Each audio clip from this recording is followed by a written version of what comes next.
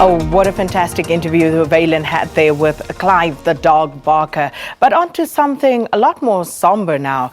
There's been yet another bomb scare in Durban yesterday. Hundreds of people had to be evacuated from a 23-story building.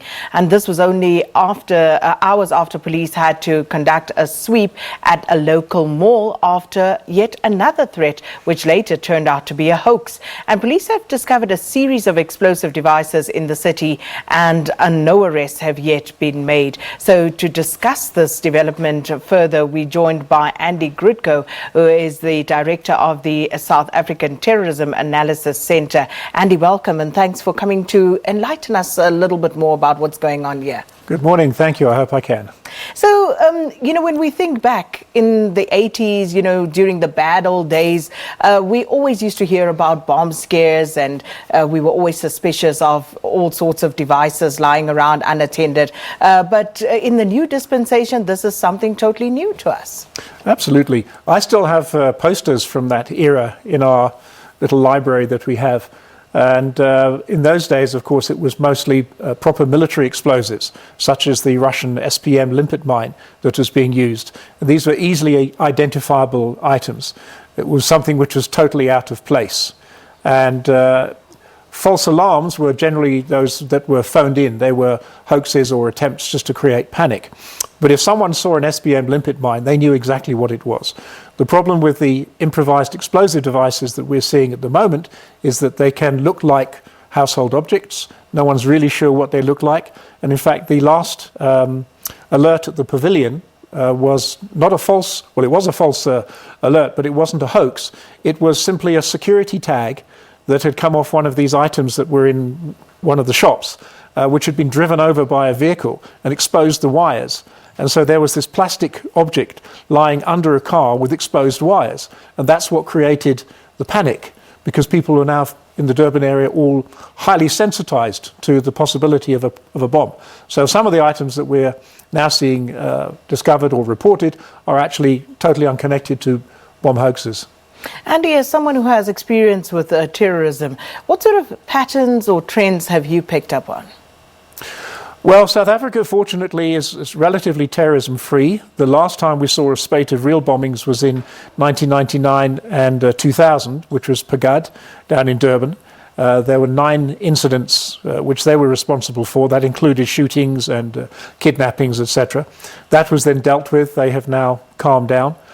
The incidents that we've seen in Durban, I was on one of your other shows last month talking about the Verulam incidents, and the item which was shown there, which was basically a PVC pipe, approximately 75 millimeters in diameter, with an end cap on either side, the same as you would have in normal plumbing supplies, with an old-fashioned cell phone attached onto it, was something that's very easy to replicate.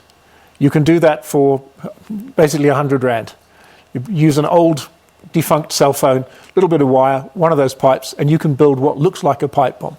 So what we are seeing in some of the instances, we believe, because we're not getting information from the SAPS, is that we are having a copycat syndrome here. People have seen these and they're copying the design, the basic idea. Whether there is actually an incendiary component inside the device or not, we don't know. You can't take a chance. The change in the pattern was the 2 devices which were found close to the Greyville racetrack during the Durban July last weekend. They were placed under cars. They were very similar devices, same design, except curiously painted purple. Wow. Yes. And the people in Durban are obviously on edge about all of this. As you said, the police not really communicating effectively in this regard, or at least, that's my perception of it. What do you think they should be doing? How should they, as the police, be approaching this? Well, the police, of course, have an overall strategy, how they deal with this, and then they have a tactical response, which is the immediate response to the incidents. And yes, we do understand that they have to hold back certain information. Some of the information which they have will be key to identifying links. It could be simple forensic evidence, such as fingerprints or other material that they can trace on the items. It could be as simple as tracing the PVC pipes themselves. There are clues within the cell phones. Cell phones store data. If someone's using an old cell phone, and all the photographs that I've seen have been of old model cell phones, there will be information residing in the cell phone itself. If the cell phone was being used as a remote trigger, the police will be able to see which telephone was phoning in to trigger that device. Of course, it's possible the cell phone was only being used as a glorified timer. You can set your cell phone to give you an alarm at, say, 1:30 in the morning, which was the time that the first device went off in Woolworths in the Gateway Centre. So, and you use the output from the little beeping device that gives you the noise to trigger whatever is going to be the event, an explosion or an incendiary device. Now, do the police want to give us that information or not? Perhaps not in detail, but it would be interesting for them to tell us if there are connections. If they feel, for instance, that the Verulam bomb was connected to the 3 Woolworths bombs, and if those were then in turn connected to the 2 that were placed by Greyville Racetrack. The other events which happened afterwards could well just be hoaxes or simple criminal activity. Criminals do use terrorist-like tactics these days, so it's often difficult to discriminate. So from what you've just said, do you believe that there should have at least been arrests affected by this time? Well, that's difficult to say. We don't know what crime intelligence are up to these days. We don't know what forensic evidence was located. Woolworths, for instance, do have internal CCTV. Everybody knows about this. 3 devices were planted. One would hope that they also had covert TV installed, so you will see the little black semicircles on the ceiling, which you know is a camera, and people will avoid those, but hopefully they have covert cameras as well, which will have picked up someone being suspicious or planting a device. So Woolworths themselves may have some information on that. There's not likely to be any CCTV coverage on the outskirts of the racetrack. These, as we understand, were just cars parked in the street. So very unlikely that there will be any street surveillance cameras to give us any indication there. There may be. There's private surveillance which may have picked up something, someone on an estate that might be nearby. They could have gate security. There may be video surveillance there. We're not being told about this at the moment, but hopefully the police will start feeding us information soon. And just a final one, anything the public can do to assist the police perhaps? What should they be on the lookout for if they suspect that something is out of place? Well, not just the public, retailers, for instance.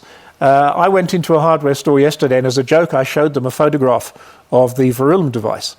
And I said to them, right, what's it going to cost me to buy 1 meter of PVC 75mm pipe and 6 end caps? Because that's all that the people who did the Woolworths devices would have needed. And they said, oh, it's about 30 Rand. I said, that's fine. And now, what would you think if someone came in and bought a 1 meter section of PVC pipe and 6 end caps? What would you think about that? And they said, well, we wouldn't think anything about it. I said, well, actually, in this environment, you have to think it's suspicious, because why would someone who had a plumbing project need those particular items? It wouldn't make very much sense. So thank you so much, Andy Grudko, for coming through. And I guess all of us have to be a lot more alert about what is going on around us.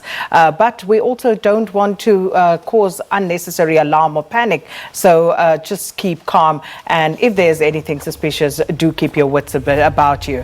We are going to now take a break.